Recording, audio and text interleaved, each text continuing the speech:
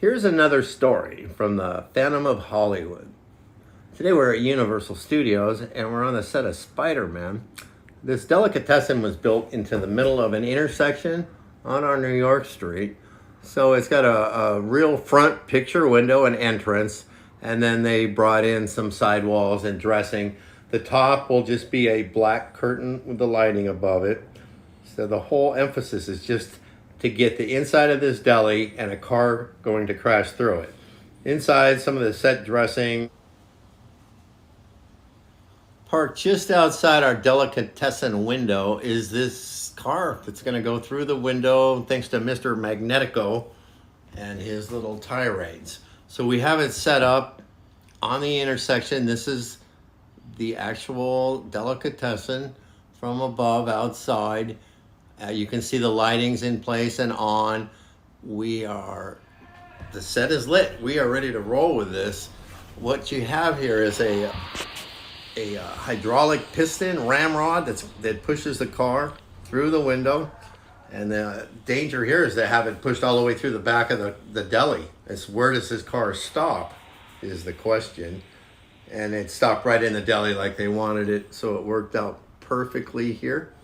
We share it with you in slow motion and regular speed. And the actual angle you see in the film will be from inside the delicatessen. This is from the outside where the effects crew will set up and propel it and launch it through the building. So as the completion of the scene takes place, you see the car come through the window.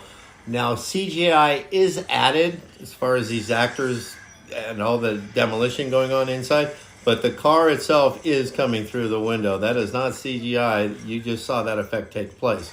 Then we add actors at the end when it's all safe, and now we'll switch to nights. And we're gonna Peter's gonna make a rescue here. Spider-Man's gonna make a rescue here on New York Street after coming out of the Lyric Theater. A fire takes place down the street, and Peter Parker, dressed not in Spider-Man gear, but just regular clothing, goes to try to make a rescue on New York Street. We're going to come to that soon.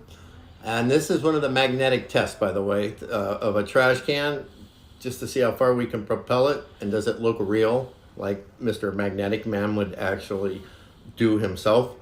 So we tested all kinds of different ways to throw metal objects and to propel them. So that trash can is nothing compared to the car that we did just a bit earlier. And so this is now New York Street in the evening before we set up for the major fire scenes, which are all controlled by special effects. So all these fires are independently controlled with propane and valves, a system, a manifold, so we can make the flames any height we wish. And we'll do this scene a couple times. So you got the fire engines coming one direction, the police coming the other direction. Peter realizes that people are in need, and he's going to go inside and see what he can do to help. There's the building at the daytime before we shoot at night. That's the same intersection. There's the night, what it looks like at night when it's... Well, if you enjoyed this adventure, check out my Phantom of the Backlots page.